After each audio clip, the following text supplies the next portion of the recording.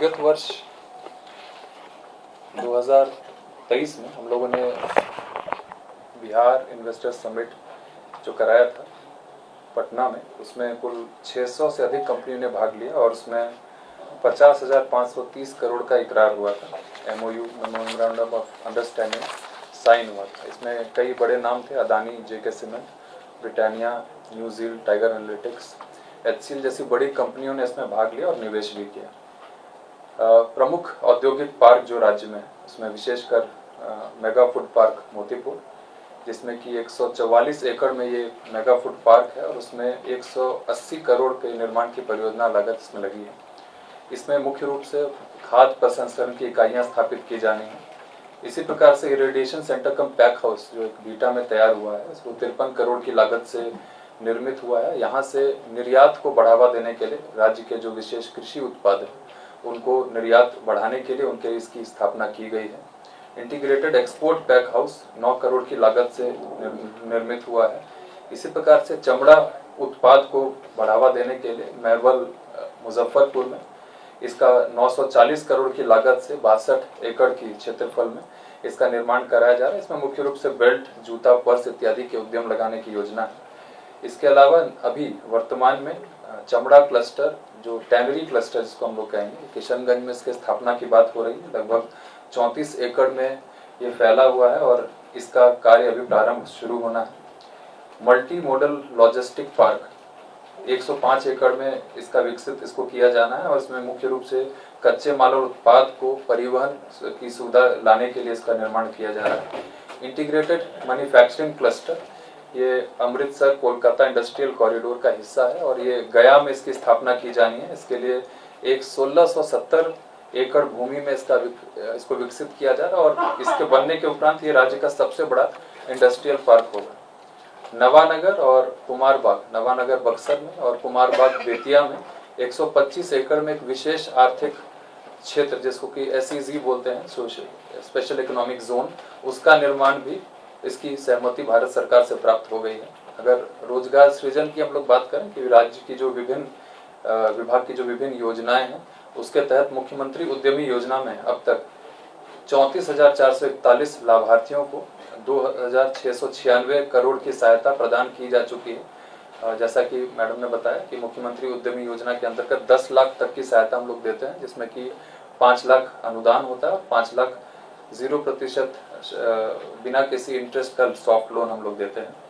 इसी प्रकार बिहार लघु उद्यमी योजना के अंतर्गत 2 लाख रुपए की सहायता दी जा रही है। इसमें राज्य के जो गरीब परिवार हैं उनके लिए वित्तीय सहायता दी जाती है। अगर वित्तीय वर्ष 2023-24 की बात करें तो इसमें 40,000 से अधिक लाभुकों को इसका चयन करते हुए 200 करोड़ से अधिक की राशि इसमें दी जा चुकी है।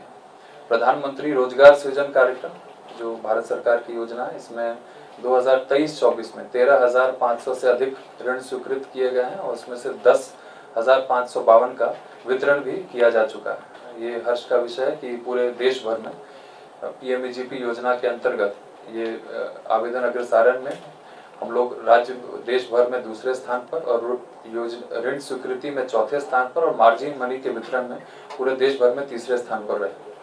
इसी प्रकार प्रधानमंत्री सूक्ष्म खाद्य उद्योग उन्नयन योजना PMFME में उत्कृष्ट परफॉर्मेंस करने के लिए हम लोग को हमारे राज्य को सम्मानित किया गया और हम लोगों का सबसे बेहतरीन उपलब्धि पूरे देश भर में रहा था। इसमें इस योजना के माध्यम से 54,000 से अधिक रोजगार भी सृजन किए गए। समग्र योजना के अंतर्गत 2023-24 में 59 मेट्रिक टन कच्चे रेशम का उत्पादन हुआ है और इसमें 6.5 लाख से भी अधिक मानव दिवस का रोजगार सृजन हुआ है और 1100 से अधिक लाभार्थी इसमें लाभान्वित हुए। सूक्ष्म लघु और मध्यम उद्यम जिसको MSME हम लोग कहते हैं, इसके अंतर्गत 140 करोड़ बिहार राज्य को आवंटित किया गया था। इसमें MSME की पुनर्बहाली के उद्देश्य से कोविड-19 के बाद काफ़ी MSME शिथिल पड़ गए थे, तो उसमें रैंप योजना लाई गई थी ताकि इनको सहायता दी जा सके। इसमें इसके अतिरिक्त PM विश्वकर्मा योजना जो इसमें 18 ट्रेड्स को समर्थन देने के लिए योजना लाई गई है। इसका कार्य अभी चल रहा है, जिलों में अग्रसारण और फॉर्म कलेक्शन का कार्य चल रहा है। MSME MSE CDP योजना अंतर्गत 4 क्लस्टर्स की स्वीकृति भारत सरकार से हम लोगों को मिली है, जिसमें कि विशेष रूप से जो औद्योगिक क्षेत्र हैं इसमें जो बेसिक संसाधन है, इंफ्रास्ट्रक्चर, विशेषकर सड़क, boundary wall, drainage, solar lights इत्यादि की सुविधा विकसित की जा रही है। स्टार्टअप योजना जो बिहार सरकार की है, ये 2017 से लागू है। अगर इस वित्तीय वर्ष की बात करें तो अब तक 700 स्टार्टअप्स ऐप्स को पंजीकृत किया जा चुका है और इन 700 में से 107 वैसे स्टार्टअप है जिनका नेतृत्व महिलाओं द्वारा किया जा रहा है। स्टार्टअप्स को कुल 45.6 करोड़ की वित्तीय सहायता दी गई है और इन स्टार्टअप्स को 25 लाख तक बिना ब्याज का ऋण और 50 लाख तक मैचिंग ग्रांट भी दिया जाता है। आप लोग अवगत हैं कि बिहार में बिजनेस हब या बी हब कार्यशील स्थान विकसित करने के लिए ऑफिस स्पेस वैसे स्टार्टअप्स को जिनके पास नहीं है उनकी सहायता के लिए हम लोग काफ़ी कम रेट्स में, कम दर पर उनको ऑफिस स्पेस उपलब्ध कराते हैं। और इसमें 311 उद्यम जो है इसमें स्थान पा सकते हैं। IIT पटना जैसे संस्थान के द्वारा इसकी मॉनिटरिंग की जाती है और इनोवेशन चैलेंज जैसे कार्यक्रम भी कराए जाते हैं। हैंडलूम और रेशम विकास में जो वर्तमान वर्ष में 2024-25 में 305 लाख रुपए यानी 3 करोड़ रुपए का बजट स्वीकृत किया गया है, जिसमें 400 बुनकरों को 15,000 प्रति बुनकर के हिसाब से उनके खाते में राशि रिसीव कराई गई है। इसी प्रकार से अन्य योजनाएं हैं, इसमें इलेक्ट्रिक सब्सिडी योजना, छात्रवृत्ति योजना, हैंडलूम मार्केटिंग सहायता योजना इत्यादि योजनाएं राज्य सरकार द्वारा वर्तमान में चलाई जा रही है और उद्योग विभाग का जो उद्देश्य है उसकी पूर्ति के लिए सतत सार्थक प्रयास किए जा रहे हैं। धन्यवाद। धन्यवाद। आप सभी का इस उद्योग विभाग के प्रेस कॉन्फ्रेंस में स्वागत है।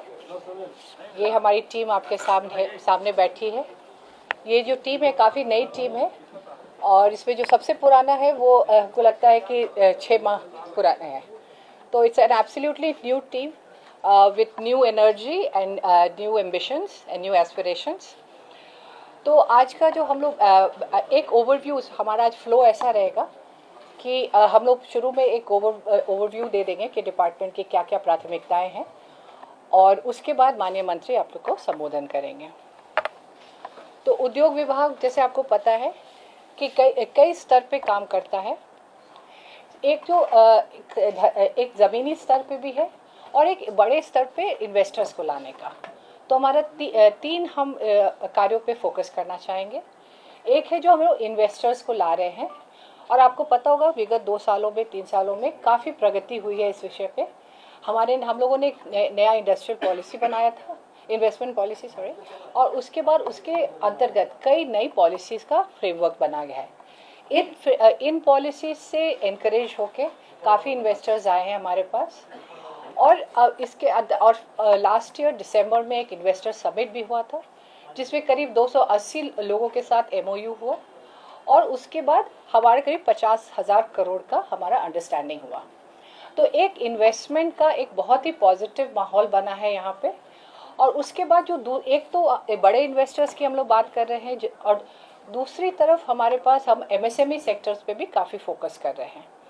हमारा ये मानना है कि हम लोग अगर रूरल इकोनॉमी और डिसेंट्रलाइज्ड इकोनॉमी में हम लोग फोकस करते हैं तो उससे एक न सिर्फ लोगों को नौकरी मिलेगी, स्वरोजगार मिलेगा, बल्कि जिनको भी स्वरोजगार मिल रहा है वो कुछ और लोगों को रोजगार देने के लिए संबल हो जाएंगे। तो MSME के माध्यम से हम लोगों ने इस बार 12,000 के करीब दिया है। आपके फोल्डर्स में जो है उसमें स्टैटिस्टिकल डिटेल्स है उसमें सारे। और ये हमारा बिहार वन ऑफ द अग्रणी स्टेट्स है पूरे इंडिया में जो PMEGP जो हमारी योजना है उसमें हम लोगों ने काम किया है। इसके अलावा राज्य सरकार की 2 योजनाएं हैं हमारे, मुख्यमंत्री उद्यमी योजना और मुख्यमंत्री लघु उद्यमी योजना। इसमें हम लोगों ने इस बार की लॉटरी कर दी है, करीब 9200 लोगों का हम लोगों ने सिलेक्शन किया है। बहुत ही एनकरेजिंग रिस्पांस आया इस बार हम लोगों का। उसका सिलेक्शन हो गया, उनकी तैयारी उनकी ट्रेनिंग दी जा रही है और इससे हम लोगों को ये फ़ायदा होगा कि जो छोटे उद्यमी हैं उनको हम लोगों सब्सिडी देंगे और साथ में बहुत ही मामूली 1% पे हम लोग लोन भी देंगे। लघु उद्यमी योजना में कोई टारगेट नहीं है, ये सैचुरेशन इस मेथड पे है और इस पे ये है कि जो भी एलिजिबल है परिवार उनको दिया जाएगा। तो लास्ट फाइनेंशियल ईयर में हम लोगों ने करीब 200 करोड़ बांट दिया है 40,000 लाभार्थियों के बीच में और इस साल हमारा लक्ष्य है कि इससे भी ज़्यादा हम लोग करेंगे। इसकी प्रक्रिया अभी प्रारंभ की जा रही है। ये दोनों के बीच में एक आता है जो हम लोग के यूथ है, जो एनर्जेटिक है और जो जिनके पास अच्छे आइडियाज़ हैं, उनके लिए हमारे पास स्टार्टअप योजना है। और स्टार्टअप योजना के अंतर्गत हम लोगों को नवाचारी प्रयोग, इनोवेटिव के लिए, या कोई उनके पास ऐसा कुछ आइडिया है जो एक इंडस्ट्री में कन्वर्ट हो सकता है या एम्प्लॉयमेंट जनरेशन में कन्वर्ट हो सकता है, उसको हम लोग करते हैं। और ऐसे लोग जो जिनके पास आइडियाज़ है लेकिन उनके पास ये सक्षम नहीं है कि उसको एक डीपीआर के रूप में देने के लिए, तो उसका हम लोग हैंड होल्डिंग करते हैं, हमारा आईआईटी के साथ एमओयू है उसके साथ। तो संक्षेप में यही है कि उद्योग विभाग जो है हर लेवल पे काम कर रहा है और कृत संकल्प है कि आने वाले समय में और भी इन्वेस्टमेंट्स आएंगे, और भी रोजगार सृजन के अपॉर्चुनिटीज़ बढ़ेगी, और साथ ही एक रूरल एरियाज़ में लोगों को संबल और स्वरोजगार बनाने में हम लोग सफल होंगे, यही हमारी आशा है। धन्यवाद। सबों को नमस्कार। आज उद्योग विभाग के संवाददाता सम्मेलन में अभी आप सबने हमारे वरीय पदाधिकारियों को सुना। हमारे साथ श्रीमती वंदना जी जो उद्योग विभाग की सचिव हैं, नहीं आ रहा, श्री कुंदन कुमार जी जो निवेश आयुक्त भी हैं और बियाडा के एमडी हैं, आलोक रंजन घोष जी जो डायरेक्टर इंडस्ट्रीज़ हैं, रवि प्रकाश जी जो डायरेक्टर फूड प्रोसेसिंग हैं, और दो नए पदाधिकारी जिन्होंने आज ही विभाग ज्वाइन किया है, डायरेक्टर टेक्निकल श्री शेखर आनंद जी और डायरेक्टर हैंडलूम निखिल धनराज जी। तो ये पूरा हमारा उद्योग विभाग है जो आपके सामने है, और हम आपको भी धन्यवाद देंगे कि बड़ी संख्या में आप सब यहाँ उपस्थित भी हुए हैं। सभी ने बताया है कि उद्योग विभाग क्या करने जा रहा है, हमने अभी तक हमारी उपलब्धि क्या रही है, और उससे रिलेटेड आपको कुछ मटेरियल भी आपके फोल्डर में दिया गया है। मैं सिर्फ कुछ बिंदुओं को मैं हाईलाइट करना चाहूँगा, बाद में अगर आपके कोई प्रश्न होंगे तो उनको हम उत्तर करने में हमें प्रसन्नता होगी। 2005 से ही आदरणीय मुख्यमंत्री श्री नीतीश कुमार जी के नेतृत्व में एनडीए सरकार ने बिहार में आधारभूत संरचना को बेहतर बनाने की दिशा में लगातार काम किया है, और उसी का परिणाम है कि आज बिहार में एक बढ़ता हुआ औद्योगिक वातावरण भी हो रहा है। और भारत सरकार में आदरणीय प्रधानमंत्री श्री नरेंद्र मोदी जी के नेतृत्व में बिहार को जो मदद चाहिए, जैसे आपने अभी जानकारी आपको प्राप्त हुई कि एक बहुत बड़ा इंडस्ट्रियल कॉरिडोर हमको मिल रहा है, तो आदरणीय प्रधानमंत्री जी के द्वारा भी लगातार बिहार के लिए जिन भी प्रस्तावों को हम लोग भेज रहे हैं, विभिन्न मंत्रालयों द्वारा उसकी स्वीकृति हमें प्राप्त हो रही है।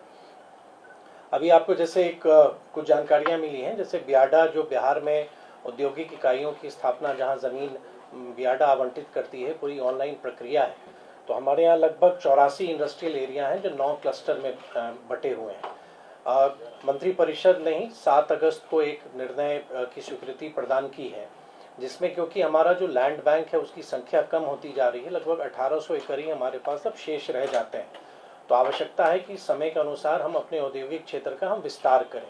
तो आने वाले समय में बिहार के विभिन्न हिस्सों में, जैसा अभी एमडी बियाडा ने भी आपको बताया कि 7 जिले हमारे ऐसे थे जहाँ पर आज तक इंडस्ट्रियल एरिया बना ही नहीं, तो वहाँ पे इंडस्ट्रियल एरिया की स्थापना के साथ साथ जो हमारी इंडस्ट्रियल एरिया पूर्व से कार्यरत है, जहाँ ज़मीन की आवश्यकता है, वहाँ पर हम लोग ज़मीन अपने लैंड बैंक को बढ़ाने की भी कार्रवाई हम करने जा रहे हैं। SEZ की जानकारी आपको मिली, जहाँ बिहार को एक उपलब्धि मिली, जहाँ हमारे यहाँ एक भी स्पेशल इकोनॉमिक जोन नहीं थे, उन सभी आहर्ताओं को हम लोगों ने पूरा किया। और 2 स्पेशल इकोनॉमिक जोन हम धन्यवाद देना चाहेंगे आदरणीय पीयूष गोयल जी को कि उन्होंने हमारे आग्रह को स्वीकारा और मात्र 1 माह के अंदर हम लोग को स्वीकृति प्रदान की, और बिहार भी उन राज्यों में अब शामिल हो गया है जिनके पास स्पेशल इकोनॉमिक जोन है। आने वाले समय में बियाडा के माध्यम से उसका विकास किया जाएगा और निवेश आकर्षित किए जाएंगे।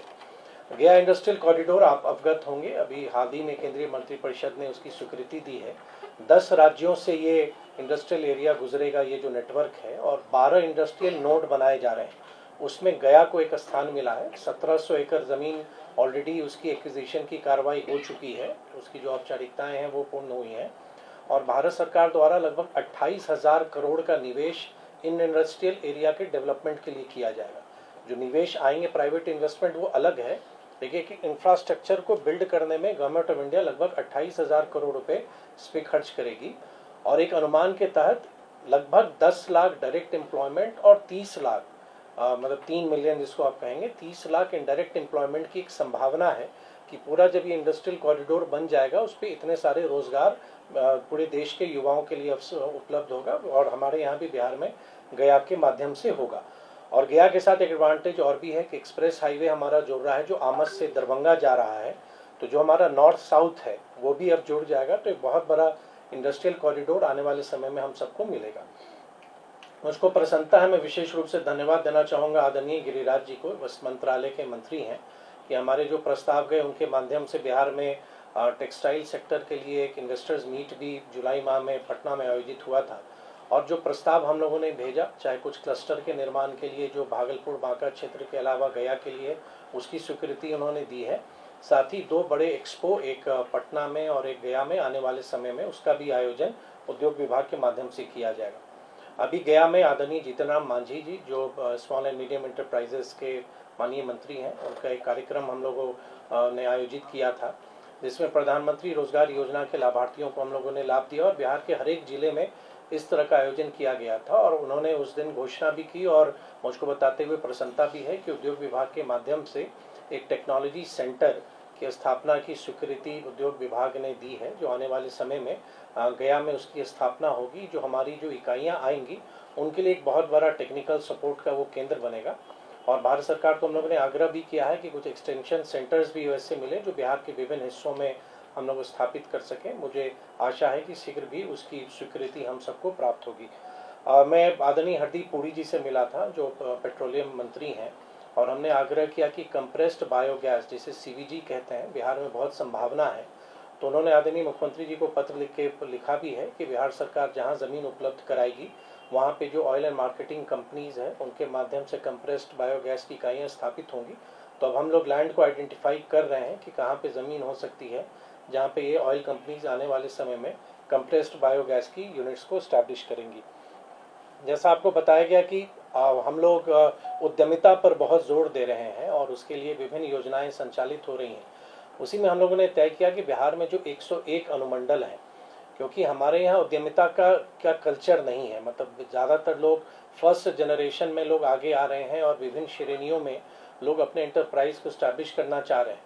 उनकी सहायता के लिए हम लोग बिहार के सभी अनुमंडल में एक उद्यमिता विकास केंद्र की स्थापना हम लोग करने जा रहे हैं, और अधिकांश जिलों से प्रस्ताव प्राप्त भी हो गया है, जो आने वाले समय में हमारे सभी उद्यमियों को एक वहाँ पे गाइडेंस के लिए या एक मेंटोरशिप के लिए वो एक केंद्र हो जाएगा कि उनको अपने नज़दीक में ही, अपने अनुमंडल मुख्यालय में ही किसी न किसी कॉलेज से वो जुड़े हुए रहेंगे, जो उनको एक तरह से उनको एक सहायता उपलब्ध कराएगी।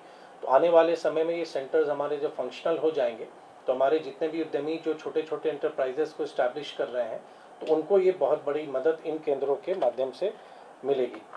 मुझको आपको बताते हुए प्रसन्नता है कि बिहार में जहाँ 1000 करोड़ के आसपास की निवेश नहीं आया करते थे सिंगल इन्वेस्टमेंट, विगत 2 माह में 2 बड़े निवेश हमें प्राप्त हुए हैं जो 1000 करोड़ से अधिक के हैं।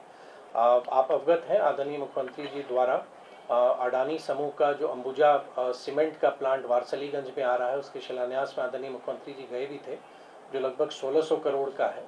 और कोको कोला के माध्यम से भी बक्सर के नवानगर में लगभग 1200 करोड़ के आसपास का प्रस्ताव हम लोग को प्राप्त हुआ है। बियाडा ने लैंड भी उनको आवंटित कर दिया है। तो बिहार भी उन राज्यों में अब शामिल हो रहा है जहाँ पे 1000 करोड़ से अधिक का सिंगल इन्वेस्टमेंट हमें प्राप्त हो रहा है।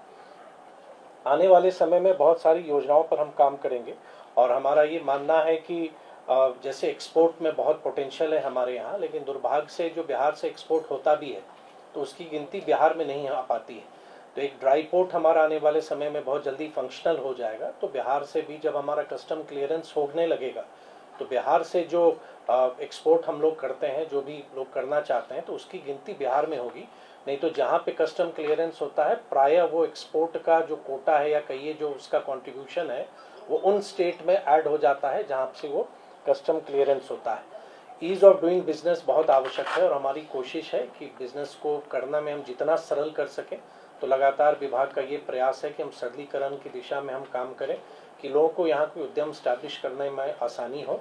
और एक निर्णय हम लोगों ने अभी लिया है कि ग्रीवांसेस के लिए किसी भी उद्यमी को अगर कोई शिकायत है, बहुत बार विभिन्न इश्यूज आते हैं, चाहे वो पावर सेक्टर से जुड़ा हो या किन्हीं और विभाग से भी जुड़ा हो, तो उसको एक ऐसा हम लोग डैशबोर्ड बनाए जैसे सिंगल विंडो हमारे निवेश के अप्रूवल के लिए होता है, तो उनकी शिकायतों को दूर करने के लिए भी या उनके ग्रीवांसेस को भी दूर करने के लिए हमारे यहाँ एक ऐसी प्रणाली ऑनलाइन बने जिसको हम लोग सचिव स्तर पर उसकी ट्रैकिंग भी हो सके, इंटर डिपार्टमेंट कोऑर्डिनेशन भी हो सके।